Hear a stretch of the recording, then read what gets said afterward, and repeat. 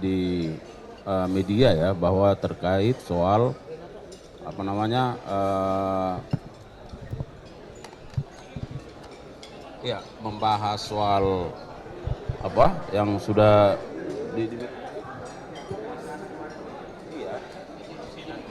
ya, terkait soal perizinan ilegal dan masalah tindak pidana korupsi. Nah, terkait derivasinya seperti apa nanti kita tunggu bagaimana apa arahan-arahan selanjutnya dari Pak Jaksa Agung. Tapi bahwa karena ini sifatnya arahan yang sudah disampaikan oleh Bapak Presiden kepada Bapak Jaksa Agung dan dihadiri para jaksa agung muda teknis, maka tentu seperti yang disampaikan oleh Pak Jampidum tadi, para jaksa agung muda tindak pidana umum akan membuat satu kajian ya, satu formula terkait dengan apa yang sudah diarahkan oleh Bapak Presiden. Nanti kita tunggu aja perkembangannya ya.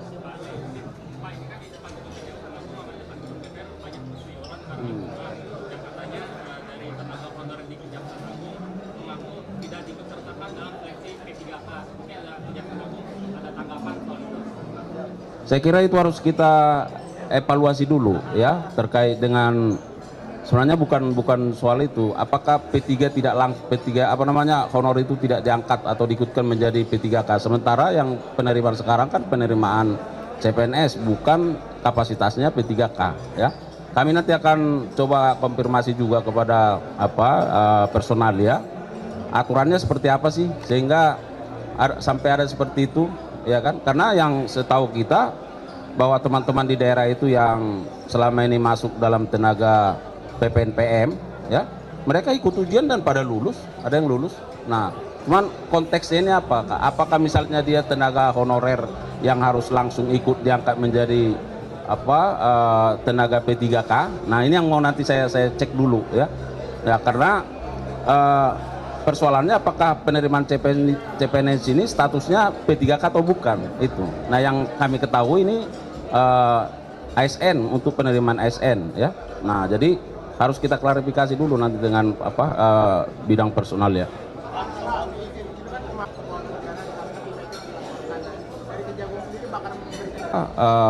Lingkungan yang melakukan perhitungan terhadap kerusakan lingkungan ya, yang sekarang dilaporkan katanya ya.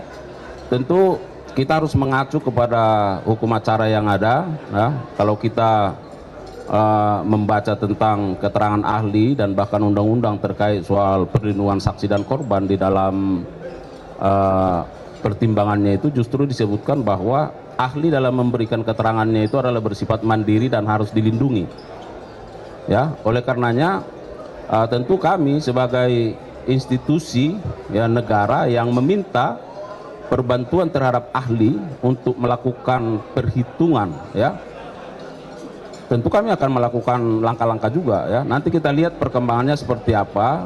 Nah, yang perlu kita cermati juga, kami sudah sampaikan bahwa dalam putusan pengadilan tindak pidana korupsi, di sana sudah dinyatakan bahwa kerusakan lingkungan itu sudah menjadi bagian dari kerugian keuangan negara, sehingga totalnya 29 plus 271 menjadi 300 triliun. Artinya kerugian kerusakan lingkungan yang dilakukan kajian dan perhitungan oleh ahli yang kita minta itu berarti sudah diadop oleh pengadilan. Lalu mengapa kita harus ragu terhadap pandangannya sementara pengadilan sudah menyatakan itu adalah kerugian keuangan negara? Artinya sudah perhitungan yang dilakukan oleh ahli itu sudah capable ya. Nah, oleh karenanya kita juga sangat menyesalkan kalau masih ada pihak-pihak yang mencoba ya membuat suasana menjadi keruh, melaporkan dan seterusnya. Nah, kami akan mempertimbangkan hal-hal lain ya. Kalau misalnya nanti dalam perkembangannya, nah ini kan kita lihat seperti apa. Apakah ini menjadi bagian dari upaya untuk menghalang-halangi dan seterusnya? Tentu nanti kita lihat perkembangannya.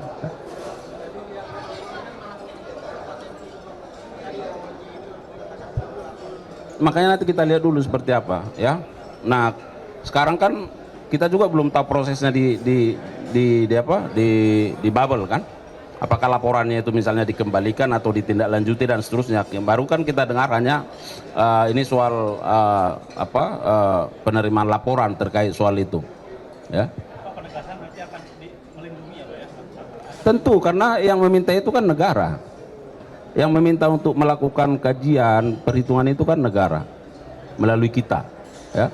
Dan ingat bahwa auditor negara melakukan perhitungan terhadap kerugian keuangan negara itu. Jadi ahli lingkungan itu membantu, ya, memberikan kajiannya, pandangannya, pikirannya, pengetahuannya sesuai dengan keahliannya. Lalu yang menghitung itu kan auditor negara. Siapa? Kita minta bantuan dari BPKP dan hitungannya 300 triliun lebih, dan oleh pengadilan itu diadop, disetujui berdasarkan putusannya menjadi kerugian keuangan negara seluruhnya. Yang di situ terdapat beberapa item. Ada kerugian keuangan negara 29 triliun plus kerugian kerusakan lingkungan totalnya 271 triliun. Nah, sehingga berarti kita secara logika hukum kerugian kerusakan lingkungan itu sudah menjadi kerugian keuangan negara. Nah,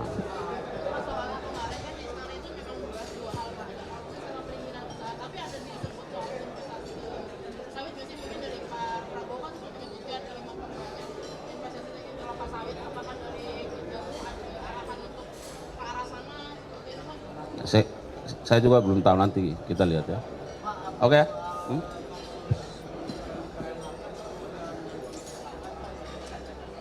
Ya kan saya juga sudah sampaikan ke media. Nah, sekarang penyidikan ini penyidikan umum, ya, sedang fokus terus menggali, mendalami untuk membuat terang dari peristiwa pidana ini, ya.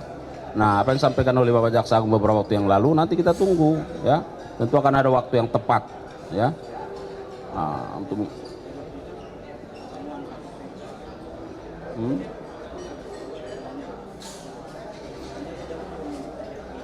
ya itu juga masih terus didalami, ya, masih terus didalami. Beberapa waktu yang lalu Jampisus juga sudah memberikan keterangan kan, ya, penyidik akan terus mendalami karena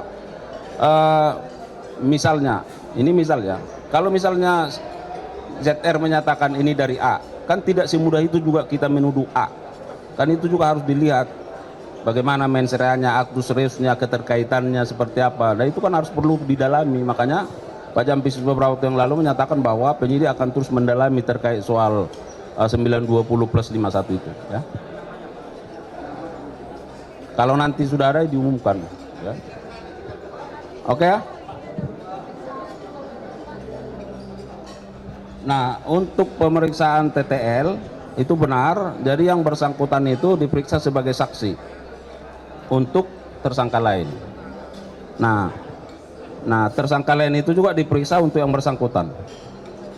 Jadi namanya apa ya? Saksi mahkota, ya.